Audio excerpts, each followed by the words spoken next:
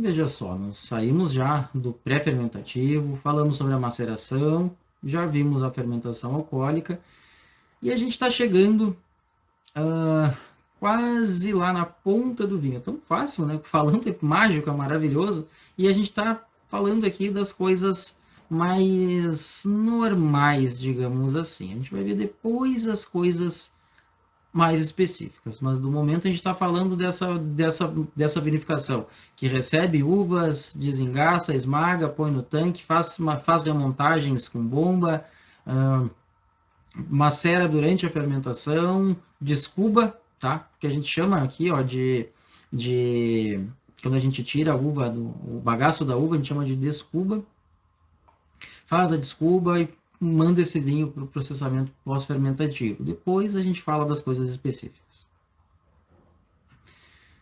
E aqui a gente fala da descuba. Na verdade, ela acontece ali no finzinho da fermentação alcoólica. Digamos que, em grande parte das vezes, o ato final da fermentação alcoólica. Embora a fermentação não esteja atrelada, vamos lembrar, né, a maceração não esteja vinculada à fermentação alcoólica. E aí, esse trabalho normalmente é bem manual, né? Que vocês enxergam uma pessoa dentro do tanque com uma pá e aqui outra fora puxando, né? Que a gente tenta ao máximo não ter que entrar, né? Vai puxando o que dá.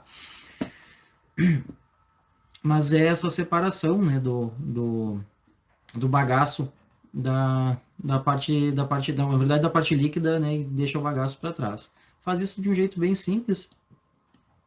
Para de remontar, o chapéu fica preso lá em cima. Abre, aí nesse caso normalmente é a torneira mais de baixo mesmo, deixa escorrer, e isso que escorre chama-se vinho flor, vinho que não passa por nenhum tipo de pressão, apenas a própria gravidade mesmo, e o peso das uvas sobre si mesmo. Esse vinho é o vinho mais legal que tem.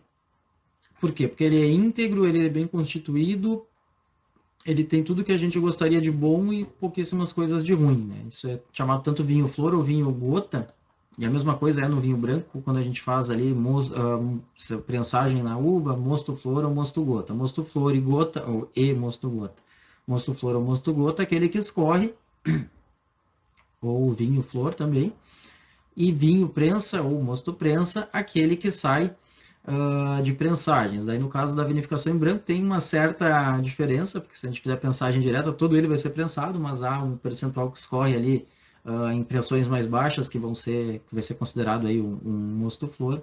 No caso do tinto, é esse que fica no bagaço, que vai ser prensado, vai passar para uma prensa que não é o esmagamento. O esmagamento rompeu a uva, a prensa vai apertar as uvas e extrair o líquido.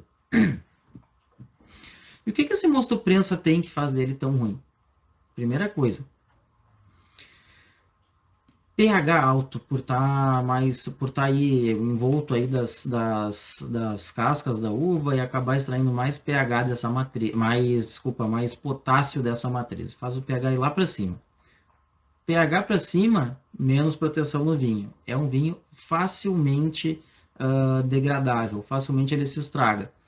Porque, veja só, pH mais alto, menos proteção, presença de borras maiores, porque a gente aperta ali, que aquilo vai sair um monte de sólidos que estavam ali embebidos na casca, sólidos solúveis, ou não exatamente solúveis, mas em solução,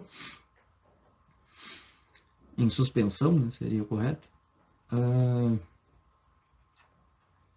E tá ali perto da onde?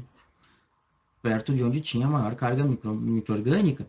Lembra que um branco talvez não funcione bem para fermentação espontânea, porque está sem a casca. Aqui tem casca e aqui tem muita carga de micro-organismo.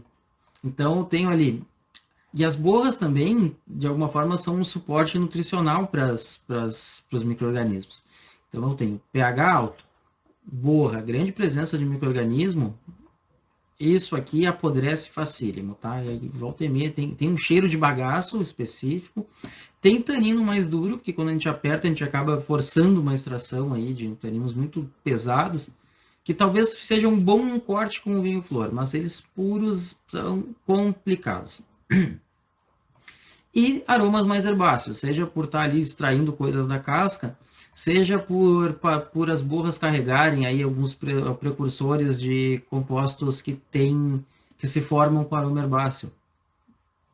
Tem alguns álcoois hexenol, hexanol, que não são propriamente vindos do cheiro de bagaço, né, do cheiro herbáceo que sai da casca da uva, mas que saem de precursores da borra e acabam dando cheiros mais herbáceos.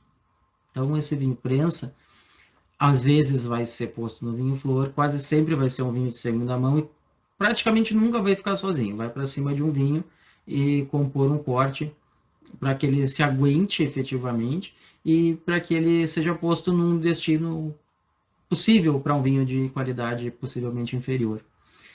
E, claro, tem formas de tratar, de deixar ele menos pesado, menos duro, bem límpido, mas isso ainda assim não faz dele um vinho preferencial. É importante dizer que a gente pode fazer vinho de primeira prensagem, segunda prensagem, à medida que aumenta a pressão, e que quanto mais for a força, né, aplicada, pior é ele. E tudo isso aqui tem um agravamento para mais. Aqui, só para ter uma ideia, isso aqui não é uma cena tão comum, não. Isso é uma prensa pneumática sendo carregada aí de bagaço de uva tinta para fazer uma prensagem, porque normalmente ele já sai mais seco e porque ele também é um meio mais compacto, normalmente ele vai se beneficiar de prensas mais enérgicas. Inclusive, nem a de prato era tão usada para isso, mas bastante as prensas hidráulicas, e ainda hoje são, no caso de vinícolas menores e produção artesanal. Ele poderia ser esgotado? Poderia, não é muito lógico fazer isso, o esgotamento acaba acontecendo ali na própria descuba, e o bem comum é que ele acabe indo da descuba direto para uma prensa contínua para extrair o máximo de líquido. Posso fazer uma prensagem numa hidráulica e depois numa contínua, e aqui ter um vinho melhor e aqui um pior? Posso. Algumas vezes isso acontece também. Isso aí vai depender daquilo que eu falei antes, né? Tem várias perguntas, a resposta é sim, várias são as possibilidades. Cada empresa vai escolher a sua forma de operar, a que lhe for mais conveniente. E a gente passa, depois dessa operação de descuba, as operações de intervenção após a fermentação malolática. Primeira coisa que vai ser feita, esse líquido, seja ele o vinho prensa, mais ainda o vinho prensa, mas seja ele o vinho prensa, seja ele o vinho gota, está carregado de partículas sólidas em suspensão. E ele sai até um aspecto um pouco velado, esbranquiçado. O que a gente vai fazer? Vai esperar ali um dia, dois, essas borras vão ir para o fundo e a gente vai separar numa torneira. E não é por nada que os tanques costumam ter uma torneira mais em cima e uma mais embaixo, ou às vezes no fundo. Vai separar e às vezes eles têm uma estrutura em bengala que tu pode ir aumentando e diminuindo para alcançar níveis diferentes até tu perceber que vem borra. De todo modo, vocês vão tirar ele para um tanque, para outro tanque e fazer uma trasfega. Isso se chama trasfega. Não só em fermentação, tá? Quando eu passo um vinho de um recipiente para o outro, em qualquer momento, é uma trasfega.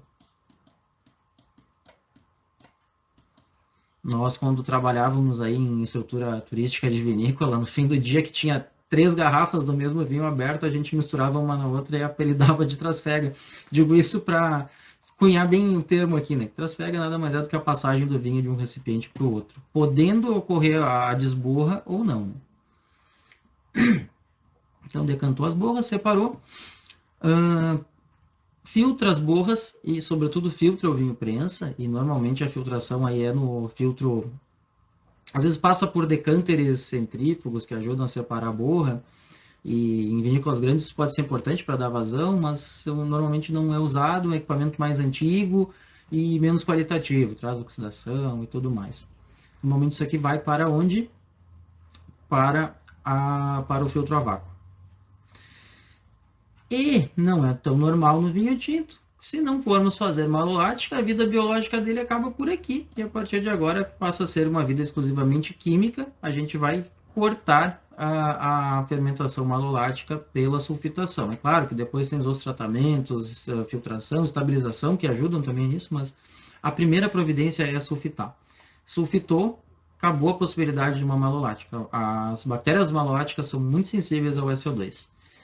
Em outras palavras, não sulfitou, vai acontecer a malolática. E se tu não quer, tu precisa ter uma atuação rápida. Lembrando que é mais fácil você impedir o início do que parar um processo que já está acontecendo. De fora que quando ele está acontecendo, ele já tem algumas consequências que talvez eram as que tu não queria.